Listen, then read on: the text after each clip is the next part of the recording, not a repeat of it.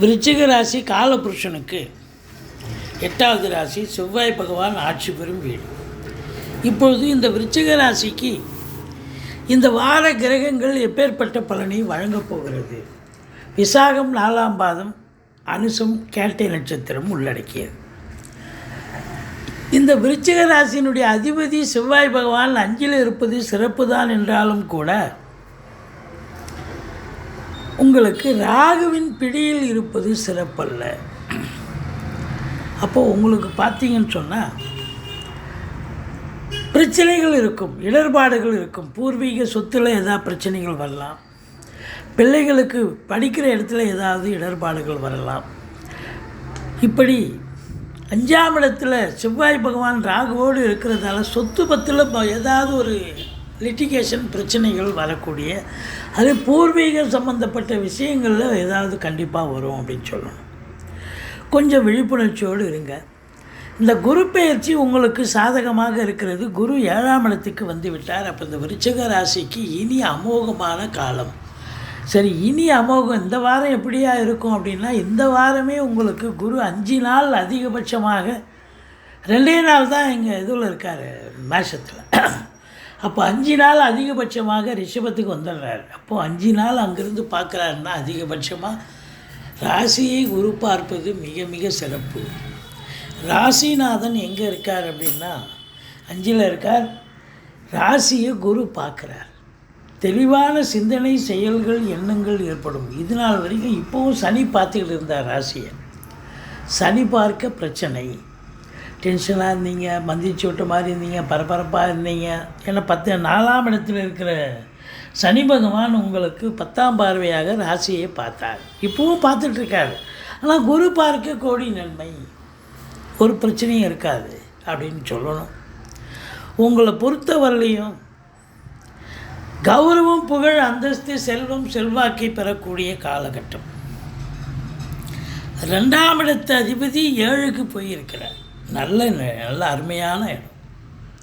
இப்போ பொருளாதார ரீதியாக நீங்கள் நல்ல சம்பாத்தியத்தை பண்ணணும். 3ஆம் இடத்தை குரு பார்க்குறார். சூப்பர். 3ஆம் இடத்தையும் குரு பார்க்குறார். 11ஆம் இடத்தை குரு பார்க்குறார் விருச்சிக ராசிக்கு. 11ஆம் இடம் என்பது எண்ணிய செயல் ஈடேறுதல், தொட்டதெல்லாம் தொடங்கக்கூடிய ஒரு அற்புதமான இடம். இப்போ 11ஆம் இடத்தை பார்க்குறாருன்னு சொன்னால், அப்போ தொழில் நல்லா இருந்தால், வருமானம் ரொம்ப சூப்பராக இருந்தால் தானேங்க 11ஆம் இடத்தை குரு பார்க்க முடியும். பொருளாதாரத்தில் அளவு கடந்த ஒரு சுபீட்சத்தை பெறப்போகிறீர்கள் இந்த குரு பயிற்சி வந்ததுக்கப்புறம். பார்த்தீங்கன்னா இந்த வாரமே நீங்கள் அதனுடைய சிம்டம்ஸ் உங்களுக்கு தெரியும். பொருளாதார வரவு விருச்சிக ராசியில் பிறந்த அன்பர்களுக்கு இருக்கும். வரவுன்னா சாதாரண வரவு இல்லை, அதிகப்படியான, எதிர்பார்த்ததை விட ரெட்டிப்பு வருமானம். ஏன்னா 11ஆம் இடம். மூத்த சகோதரத்துக்கும் உங்களுக்கும் இது நாள் வரைக்கும் பிரச்சனைகள் இருந்தது, அதெல்லாம் சரியாகக்கூடிய ஒரு நிலை. முதல் திருமணம் முறிவு ஏற்பட்டு 2வது திருமணத்திற்காக காத்திருப்பவர்களுக்கும் நல்ல தகவல் வரும். 3ஆம் இடம் முயற்சி ஸ்தானம். நீங்கள் முயற்சி ஸ்தானத்தை குரு பார்க்குறார். நீங்கள் எடுக்கிற எந்த முயற்சி சிறிய முயற்சியாக இருந்தாலும் அது பெரிய வெற்றியை தேடித்தரும். இளைய சகோதர சகோதரிகளால் ஆதரவு உண்டு. தூரதேசத்திலிருந்து நல்ல தகவல் வரப்போகிறது. பிபிஓ, சாஃப்ட்வேர், ஹார்ட்வேர், தபால் தந்தி, லாக்கா, கொரியர் சர்வீஸ், விளையாட்டு வீரர்கள், வீராங்கனைகள், நடன கலைஞர்கள், ஸ்டண்ட் கலைஞர்கள், பின்னணி பாடகர்கள், இசையமைப்பாளர்கள், இசை வல்லுநர்கள், சினிமா மற்றும் தொலைக்காட்சி பிரிவில் பணியாற்றக்கூடிய நடிகைகள், டெக்னீஷியன்கள், எடிட்டர்கள், கேமராமேன்கள், புகைப்பட கலைஞர்கள், அத்துணை பேர்களுக்கும் வாய்ப்புகள் வந்து கதவை தட்டப் போகிறது. நல்ல ஒரு முகத்தில் சந்தோஷத்தை பார்க்க போகிறீங்க அப்படின்னு சொல்லலாம். இந்த 4ஆம் இடத்துல சனி, சனி பகவான் அவருடைய வேலையை அவர் பார்ப்பார். அர்த்தாஷ்டம சனி. எங்கே போனாலும் பிரச்சனை, வேலையில் பிரச்சனை, வீட்டில் பிரச்சனை, இல்லை உடம்பு முடியாமல் போயிடும். அதுலேயும் குறிப்பாக 50-60 வயசுக்கு மேலே இருக்கிறவங்களுக்கு கை கால் வலி, முட்டி வலி, முதுகு வலி, எல்லா வலியும் வரும். அப்போது நீங்கள் சங்கடம் தீர்க்கும் சனி பகவானை மங்களம் பொங்க மனமை தருள்வாய், சச்சரவின்றி சனீஸ்வர தேவி இச்சகம் வாழ்க இன்னருள் தாத்தா. இந்த சுலோகத்தை சொல்லுங்கள். சனிக்கிழமை தோறும் எள்ளெண்ணெய் தீபம் இட்டு வாருங்கள். தலைக்கு வர்றது தலைப்பாயோட போகும்.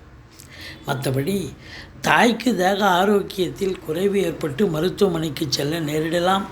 படிக்கிற பிள்ளைகள் கொஞ்சம் அதிக எஃபோர்ட்டு போடணும். வண்டி வாகனங்களை வச்சு பொழப்பு நடத்தக்கூடியவர்களுக்கு வண்டி வாகனங்கள் ரிப்பேர் ஆகும், மன உளைச்சல் ஏற்படும், எச்சரிக்கை தேவை. மற்றபடி திருமண வயதில் இருக்கும் இந்த விருச்சிக ராசி அன்பர்களுக்கு திருமணம் கைகூடி வரும். கணவன் மனைவி ஒற்றுமை, சந்தோஷம், குதூகலம் ஏற்பட போகிறது.